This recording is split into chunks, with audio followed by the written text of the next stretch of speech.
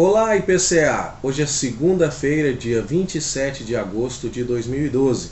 Nós estamos juntos há 197 dias lendo a Bíblia e hoje vamos revisar o conteúdo da primeira carta de Pedro.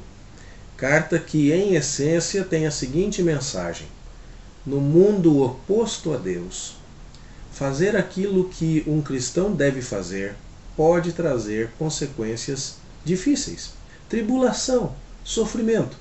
O mundo não compreende o comportamento do cristão. E então você pode ter como recompensa de suas boas obras, neste contexto imediato, sofrimento, perseguição, difamação. A mensagem de Pedro a pessoas que viviam isso era: aguente firme, com paciência, com esperança, porque o fim de tudo está próximo e você vai receber a recompensa do Senhor Jesus. Essa é a grande mensagem. Pedro está se dirigindo a cristãos de origem não judaica, porque ele fala no texto da carta sobre o fútil procedimento que os pais desses leitores haviam deixado a eles, o que dificilmente se harmonizaria com uma tradição judaica, que Pedro certamente, como bom judeu, prezava muito. Fala sobre bastar o tempo em que aquelas pessoas andavam em orgias, em bebedeiras, em idolatrias. Isso nos faz pensar que nessas diversas regiões onde as pessoas a quem Pedro se dirige estavam localizadas, os cristãos dali eram cristãos, em grande maioria, não judeus, ou seja, gentios. Eles eram dispersos em várias regiões, não é? Ponto, Galácia, Capadócia, Ásia e Bitínia. E em algumas dessas regiões, inclusive, o apóstolo Paulo já havia endereçado correspondência, especialmente a Galácia e a Ásia. A Ásia é a cidade de Éfeso, não é?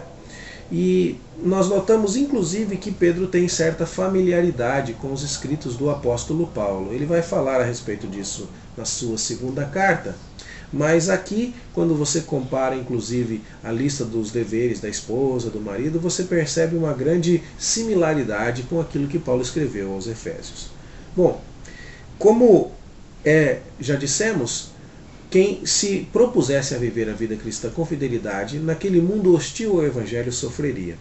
E Pedro, então, no capítulo 1, diz que os irmãos devem viver lembrados de que tem uma viva esperança, uma herança incorruptível e uma salvação preparada para revelar-se no último tempo.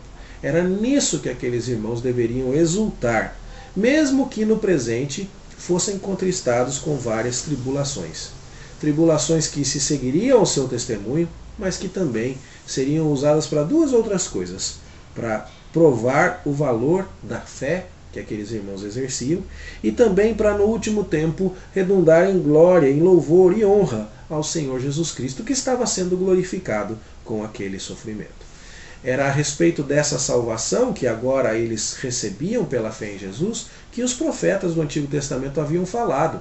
E se a palavra de Deus do Antigo Testamento se cumpriu agora, eles também deveriam tomar a palavra de Pedro com o mesmo crédito e então entender que, embora sofrendo agora, eles haveriam de receber a conclusão da salvação de Cristo no último tempo, e aí então não haveria mais nenhum motivo de sofrimento, mas só a glória. E é por isso então que Pedro, como temos dito, é chamado de o apóstolo da esperança. Ele manda todo mundo olhar para o futuro. Não um olhar cego, mas um olhar que se baseia no passado para dizer: suportem o presente com paciência. Sirvam, deem testemunho, mantenham-se santos. Então, você pode ver a essência disso, não é? Um bom resumo disso no verso 13 do capítulo 1. Sejam sóbrios, esperem inteiramente na graça que está sendo trazida em Cristo Jesus. Verso 17. Portem-se com temor durante o tempo da sua peregrinação. Capítulo 2. Livrem-se de maldade, de hipocrisias e desejem crescer, alimentando-se do genuíno leite espiritual. Firmem-se em Cristo, é o que ele vai dizer na primeira parte do capítulo 2. E então ele vai dar uma grande lista de recomendações aos diversos cristãos em suas diversas condições de vida, para que mantenham seu exemplo de conduta no meio daquele mundo incrédulo.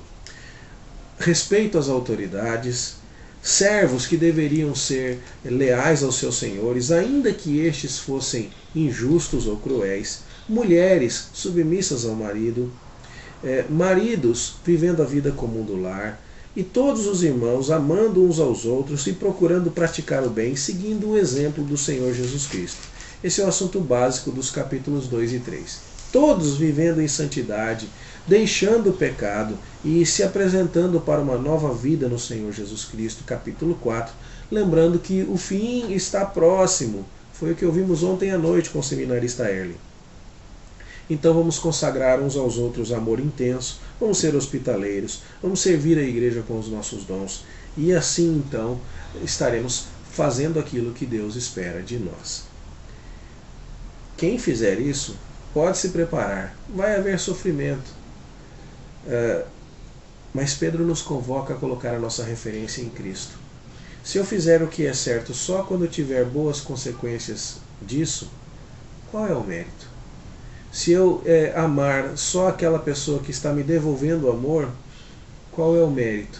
Mas Pedro vai dizer assim, olha, verso 14 do capítulo 4, se pelo nome de Cristo você for injuriado, você é feliz, porque você está colocando a sua referência no Senhor Jesus. Então o servo trata bem o seu senhor, mesmo que o seu senhor seja cruel, por causa de Cristo. A esposa se submete e honra o marido, que é muitas vezes grosseiro, para a glória de Cristo. O marido se faz presente no lar para uma esposa que pode ser até indiferente, por causa de Cristo.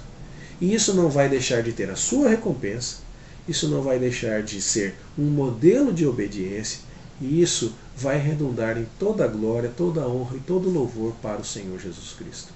Essa é a essência da mensagem de Pedro. Isso deve alcançar inclusive os líderes, os presbíteros, que no capítulo 5 são conclamados a pastorear o rebanho de Deus, como Pedro, que também era presbítero.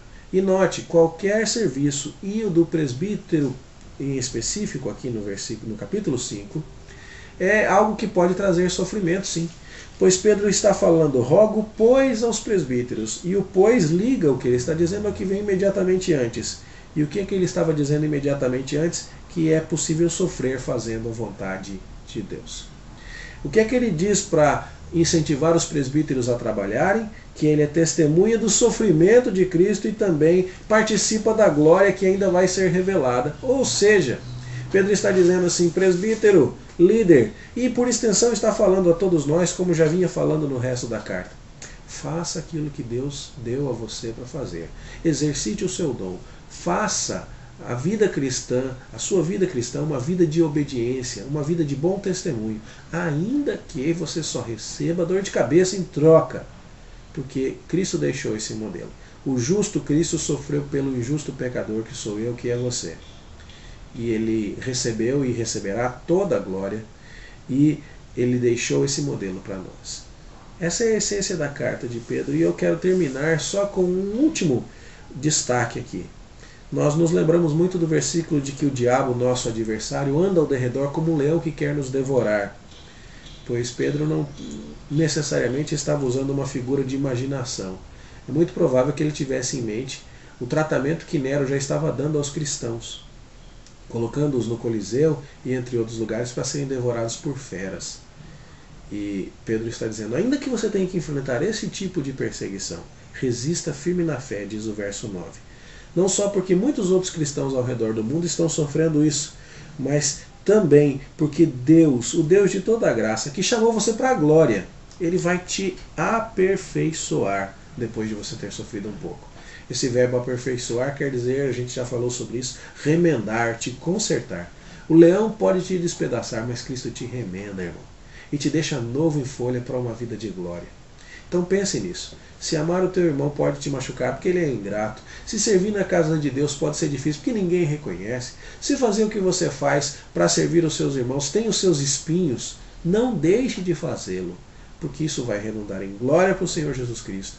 O Senhor Jesus vai te recompensar, e porque desta maneira você está deixando um modelo, você está seguindo um modelo e deixando um modelo.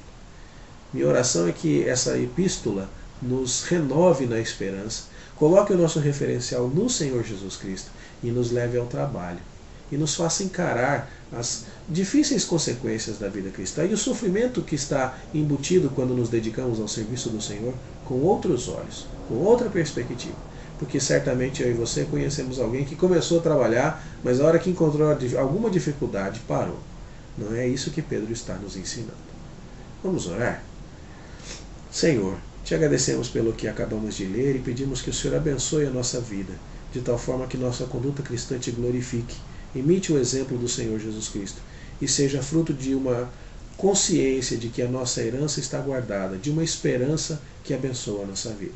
Ajuda-nos, Senhor, a te servir sempre, a não desanimar diante dos desafios. E guarda, Pai, e restaura o coração ferido daqueles nossos irmãos que podem estar machucados por conta de terem vivido a vida cristã. Ajuda o Senhor a entender esta mensagem e a voltar à ativa, seguindo as orientações do apóstolo Pedro. Nós tudo te pedimos e agradecemos em nome de Jesus. Amém. Uma boa leitura para você e até amanhã, se Deus quiser.